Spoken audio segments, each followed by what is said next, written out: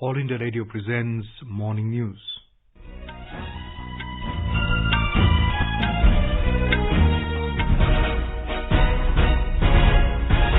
Good morning. I'm Abhishek Mukhopadhyay and with me is Vaibhav Jyotsna Srivastav. The headlines. Prime Minister Narendra Modi says government is working rapidly to boost its defence capability to make the sector self-reliant. India lodges strong protest over unprovoked ceasefire violations along LOC by Pakistan. External Affairs Minister S. Jaishankar calls for greater international cooperation to tackle challenges such as terrorism, climate change and pandemics. Newly elected NDA MLAs in Bihar to meet today to elect their leader. And Northeast Frontier Railway to run 7 festival special trains from today.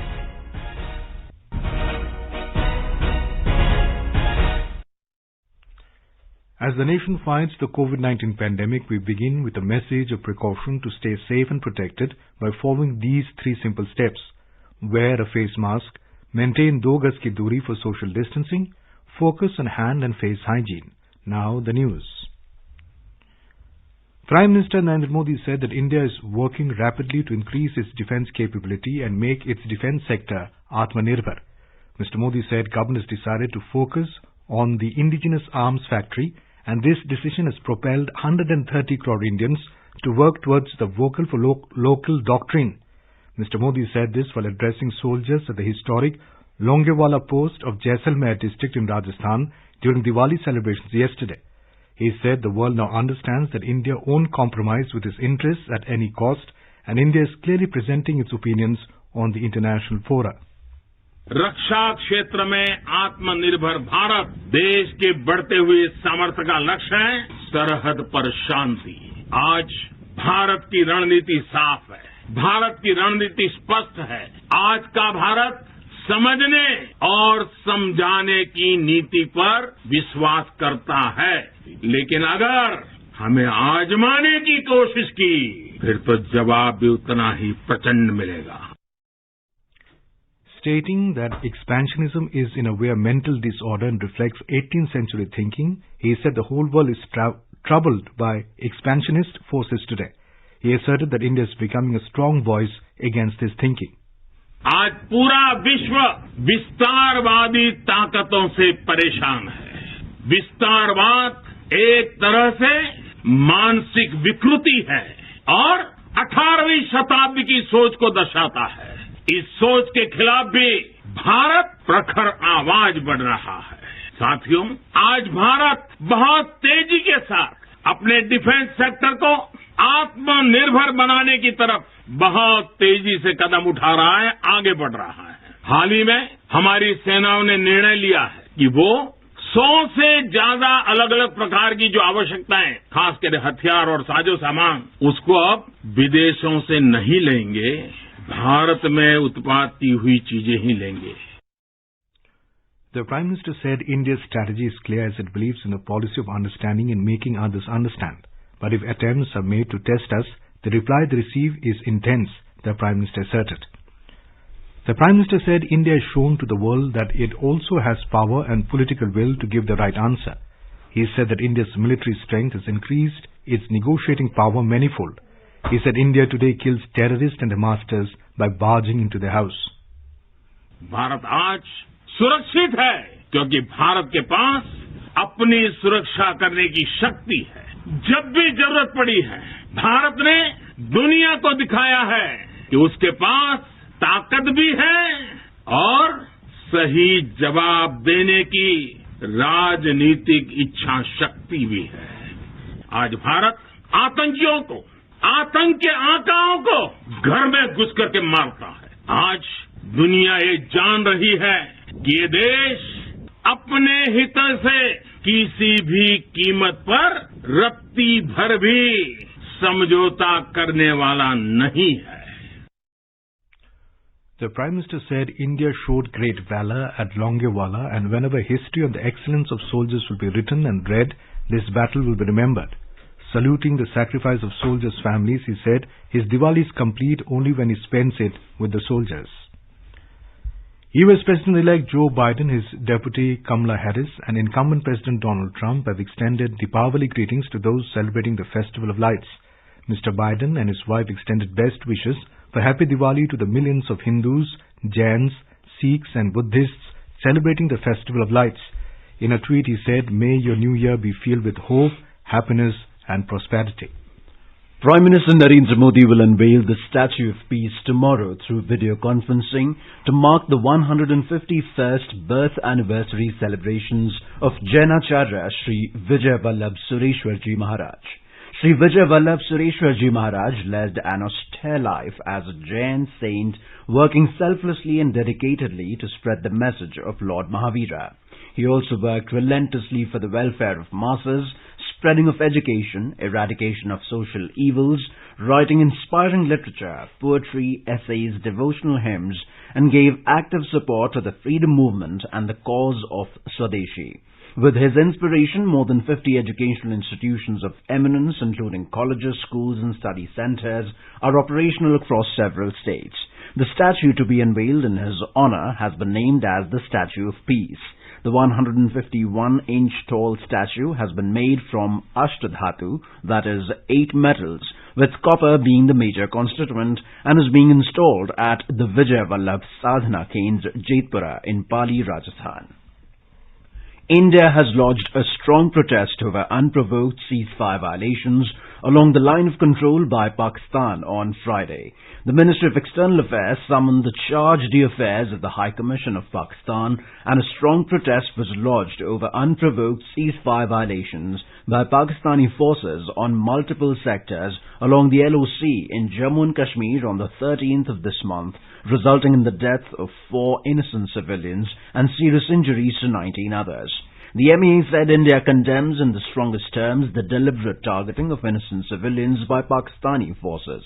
It is highly deplorable that Pakistan chose a festive occasion in India to disrupt peace and perpetrate violence in Jammu and Kashmir through coordinated firing along the length of the LOC, using heavy caliber weapons including artillery and mortar on Indian civilians. India also strongly protested Pakistan's continued support to cross-border terrorist infiltration into India, including through supporting cover fire provided by Pakistan forces.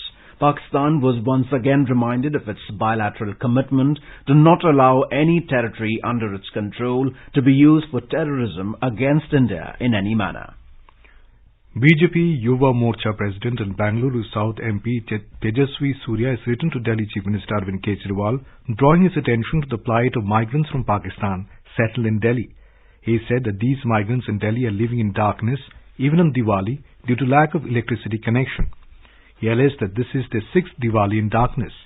BJP Yuva Morcha leader appealed to Delhi Chief Minister to provide electricity connection to the homes of the migrants and also other basic amenities. Mr. Surya said that the cadres of the BJP Yuva Morcha will be compelled to stage a dharna if the migrants are not provided electricity and other amenities within 30 days. External Affairs Minister Dr. S. Jaishankar has represented India at the 15th East Asia Summit.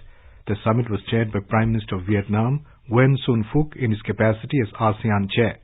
All the 18 East Asia Summit countries participated in the virtual summit. Dr. Jaishankar in his remarks reaffirmed the importance of East Asia Summit as the leaders-led forum to exchange views on strategic issues.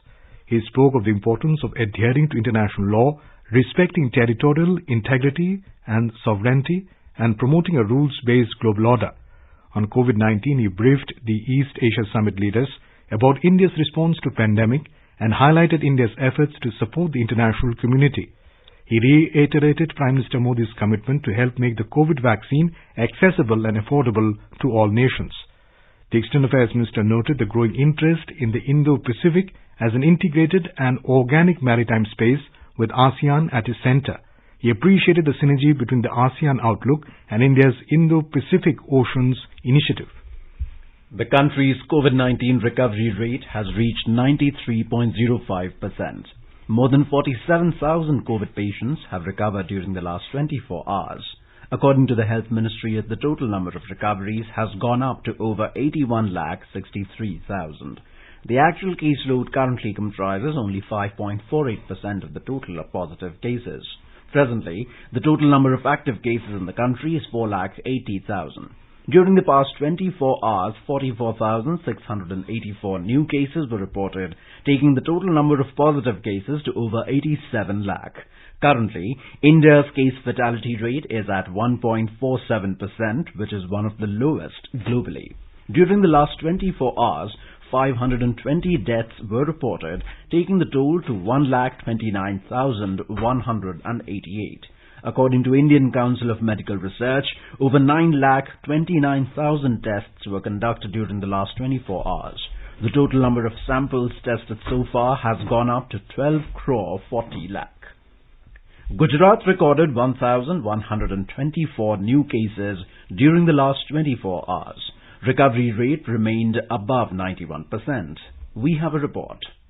Gujarat has recorded a total 1,87,240 cases till now. Out of this, 1,70,931 patients recovered. 995 patients recovered during the last 24 hours. More than 67,87,000 tests have been carried out in the state till date. Maximum 215 new cases reported from Ahmedabad, while Surat recorded 185 new cases. At present, total active cases in the state are 12,512, out of which 71 patients are on ventilator. 6 patients died yesterday, taking the total deaths due to COVID-19 up to 3,797. Yogesh Pandya, AIR News, Ahmedabad. In Maharashtra, all the religious places and places of worship will be open from tomorrow. But the concerned authorities of the religious places will have to adopt SOPs while opening the religious places, and they can add any directions in these guidelines, taking into consideration the local conditions. Devotees will have to follow these guidelines with great responsibility whenever they enter the premises of the religious places. A report. The long-awaited devotees in Maharashtra to visit the religious places will be finally over tomorrow, but they will have to follow the strict guidelines issued by the state government. Persons above 65 years of age, persons with comorbidities, pregnant women and children below the age of 10 years are advised to stay at home. While the use of face mask or covers is mandatory, devotees will have to maintain the safe distance of minimum 6 feet as far as feasible. Before entering the religious places, they will have to wash their hands and feet with soap, and the authorities will have to provide the alcohol-based sanitizers in the premises. Touching of statues, idols and holy books are not allowed. Choir or singing groups are also not allowed. Physical offerings like prasad and distribution or sprinkling of holy water is also prohibited. Crowd control, effective sanitization of the places and COVID-19 protocol for worship place workers and pre-joining and weekly COVID-19 tests are mandatory. The responsibility lies on authorities as well as devotees to follow these guidelines as well as many other guidelines for the safety of everyone. With Salish Patil from Mumbai, this is Ritu Srivastava, AIR News. In Odisha, COVID-19 active caseload has dipped below 10,000 yesterday. It was for the first time over several months that the active caseload of the state has gone down to 9,827. The state reported the recovery of 1,271 persons yesterday, taking the cumulative total to 29,06,516 as against a total of 30,07,906 infections so far. More from a correspondent.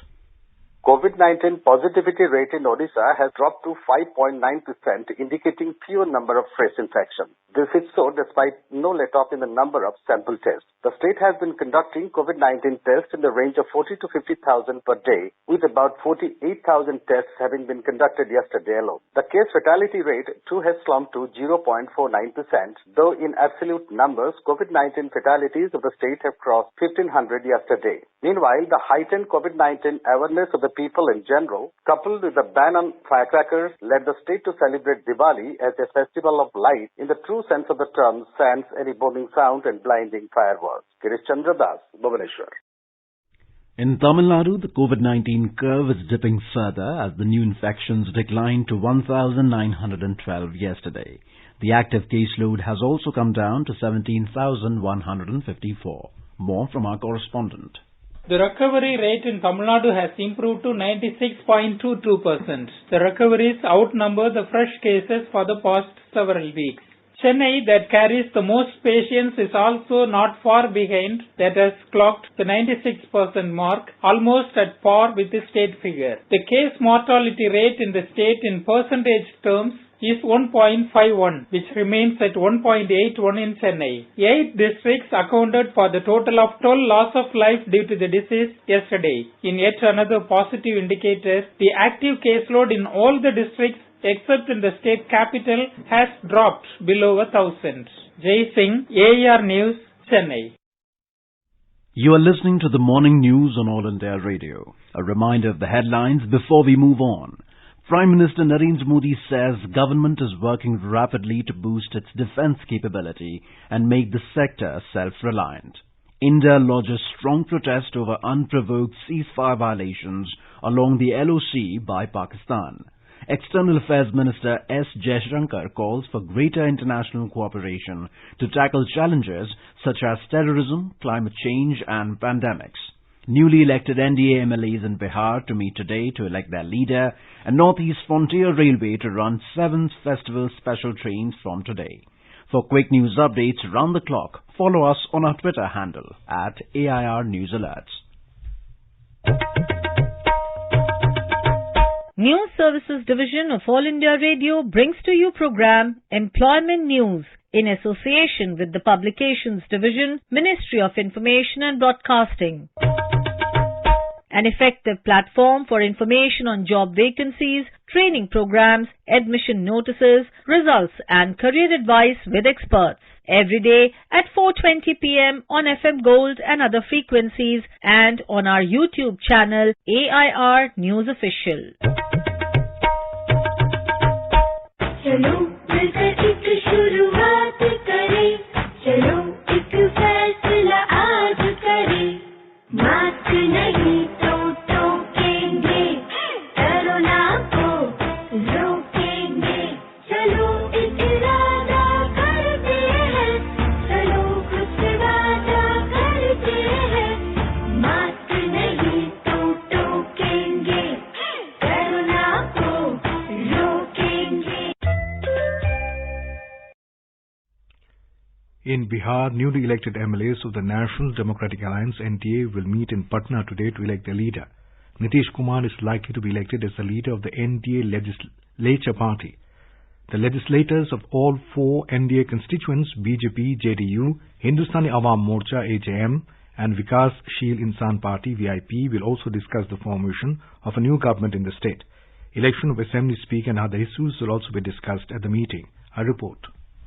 BJP has also convened a meeting of its newly elected MLAs today to elect its leader. Defence Minister Rajnath Singh will be observer at the meeting. Party in charge of Bihar Affairs Bhupendra Yadav, Election in charge Devendra Fadnavis and Bihar BJP President Sanjay Jaiswal will also be present. Other NDA constituents Janata Dal United, Hindustani Awami Morcha and Vikashsheel Insan Party has also convened the meetings of the newly elected MLAs. After the meeting, they will give their letter of support to the governor. Later, NDA will claim to form a new government in the state. Chief Minister and his cabinet colleagues are likely to be sworn in tomorrow. The NDA secured absolute majority by winning 125 seats in the recently held assembly elections. One independent MLA, Sumit Singh, has also extended his support to the NDA. With KKL report from Patna, Sanjeev Jasrotia, AIR News. Northeast Frontier Railway (NFR) will run 7 festival special trains from today, while 1 train each will run on 5 routes: Guwahati Secunderabad, Guwahati Pune, New Tinsukia Ranchi, Guwahati Howrah and Agartala Howrah. 2 trains will ply from Agartala to Prayagraj. The Guwahati Secunderabad train will leave Guwahati at 11:45 a.m. today to reach Secunderabad at 1:45 p.m. on Tuesday. Today and tomorrow, 2 special trains will leave Agartala at 2 p.m. and reach Prayagraj at 4:30 a.m. on November 17th and 18th. 1 special train will leave Guwahati at 8 p.m. tomorrow to reach Pune at 3:45 p.m. on November 19th. On 17 November, the new Tinsukia Ranchi special train will start from New Tinsukia at 12 noon and reach Ranchi on November 19th. 1 special train will leave from Guwahati at 7:45 a.m. on 17 November and reach Howrah at 6 a.m. the next day. The Agartala Howrah train will leave the Tripura capital at 6 a.m. on November 18th to reach Howrah at 8:30 p.m. on 19th November. Doodh Duranto special train introduced during the lockdown between Renigunta in Andhra Pradesh and Delhi for transportation of milk has crossed the 4 crore litre mark. Prior to the lockdown, the milk from Renigunta has been transported to New Delhi through milk tankers by attaching to the mail and express trains as per regular schedule. Due to the COVID-19 pandemic, all the mail and express trains were cancelled, resulting in hampering the transportation of the milk to national capital. Milk transported through this special train is collected by a unit of National Dairy Development Board (NDDB) from more than 3,000 assembling points spread over 13,000 villages in and around the Chittoor district. With the enormous response received for the train to meet the demand, the Doodh Duranto Special, which was introduced on the 26th of March this year to operate on every alternate day, has been enhanced to run on daily basis from the 15th of July. Doodh Duranto Specials normally run with 6 milk tankers, with each milk tanker having a capacity of 40,000 litres, totaling to 2.4 lakh litres of milk in a train. In the ongoing Kharif marketing season, the government continues to procure Kharif crops at its minimum support price from farmers as per its existing MSP schemes. Paddy procurement for Kharif 2020-21 is continuing smoothly in the procuring states and UTs of Punjab, Haryana, Uttar Pradesh, Telangana, Uttarakhand, Tamil Nadu, Chandigarh, Jammu and Kashmir, Kerala, Gujarat and Andhra Pradesh, with purchase of over 278 lakh metric tons of paddy against the last year corresponding purchase of over 226 lakh metric tons, showing an increase of 22.89%. Out of the total purchase, Punjab alone has contributed 194.63 lakh metric tons, which is 69.91% of the total procurement. Govardhan Puja has been celebrated in different parts of the country today. In Uttar Pradesh, Govardhan Puja has been celebrated with religious fervour, especially in Mathura and Vrindavan area. A report. Foreigners, locals as well as pilgrims from all over the country are worshipping Lord Krishna at various temples of Mathura, Vrindavan and Govardhan on the occasion of Govardhan Puja. Due to COVID pandemic, the historic parikrama of sacred hillock Govardhan is restricted this time. Main function will be organized at Keshav Dev Gondia Math in Govardhan. Devotees are offering lavish Chhappan Bhog delicacies to the god and making the hillock of cow dung called Govardhan. People also decorate their cows on this occasion. In Chitrakoot, today famous Latmar Diwali and folk dance will be performed. In Lucknow, sky is full with colorful kites as people here traditionally celebrate Jamghat on the next day of Diwali. Sushil Chandra Tiwari, AIR News, Lucknow. In a first ever move, the Sports Ministry has introduced an incentivization structure to extend monetary support to 500 private academies through the Khelo India scheme over the next 4 years starting financial year 2020-21. In this model, private academies shall be graded into different categories based on quality achievement of players trained by the academy, level of coaches available at the academy, quality of field of play and allied infrastructure, availability of sports science facilities and staff. The 14 priority disciplines identified for excellence in 2028 Olympics will be eligible for receiving support in the first phase. Speaking about the decision, Sports Minister Kiran Rijiju said it is important for the government to extend support to these institutions so that sporting talent can be groomed even in the most remote areas of the country. The Indian cricket team began their first outdoor training session in Sydney yesterday after the entire squad tested negative for COVID-19. The Indian team has started their journey from Dubai a day after the final of IPL 2020. They landed in Australia on Saturday and will remain in quarantine for 14 days. However, Cricket Australia have made arrangements for outdoor training. India are scheduled to play 3 ODIs, 3 T20s and a 4-test series on the tour, starting with ODIs from November the 27th. All 3 ODIs, the next 2 being on November 29th and December the 2nd, will be played in Sydney. The ODIs will be followed by 3 T20 internationals starting from December the 4th. The market benchmark BSE Sensex rallied 381 points to a fresh lifetime high in the opening trade of the special Mahurat session yesterday evening to mark the beginning of Hindu Samvat year 2077. Similarly, the broader NSE Nifty surged 117.85 points or 0.93% to its new record of 12,808.65.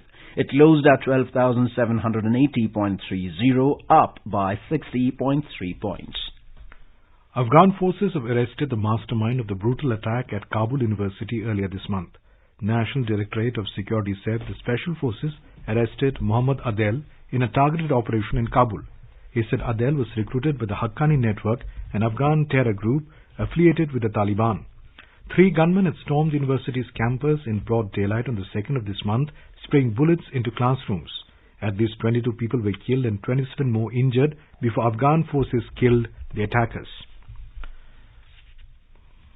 In Jammu and Kashmir, higher reaches received a fresh spell of light to moderate snowfall yesterday, while plains received rains. Meteorological Department has predicted the wet spell to continue today. The fresh snowfall in the upper reaches due to an active western disturbance has resulted in the closure of major highways in Kashmir.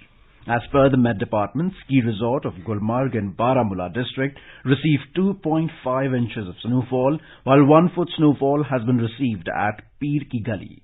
Sadhana Top, Sonmarg and Zojala Pass also received fresh spells of snowfall.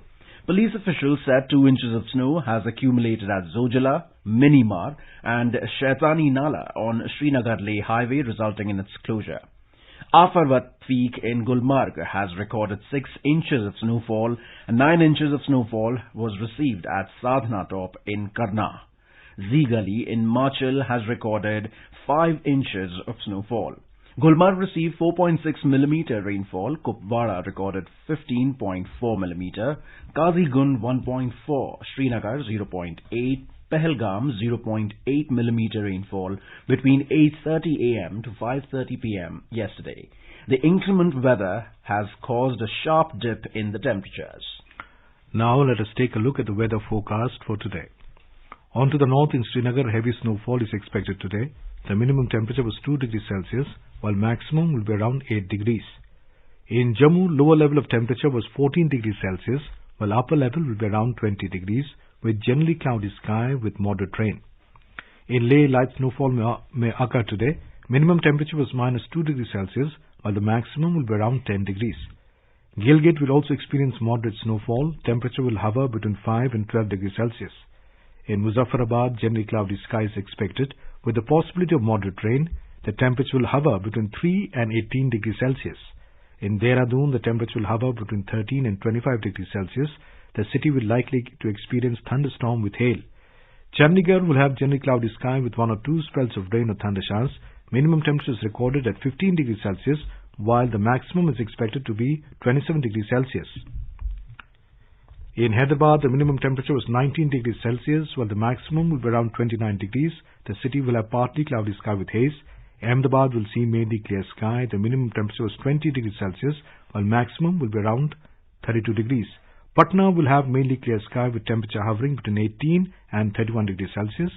And Guwahati will have fog in the morning. The minimum temperature in the city was 18 degrees Celsius, while the maximum will be around 31 degrees Celsius. And now an overview of today's newspapers. On account of the festival of Diwali yesterday, today's press review is taken from the e-papers of various publications.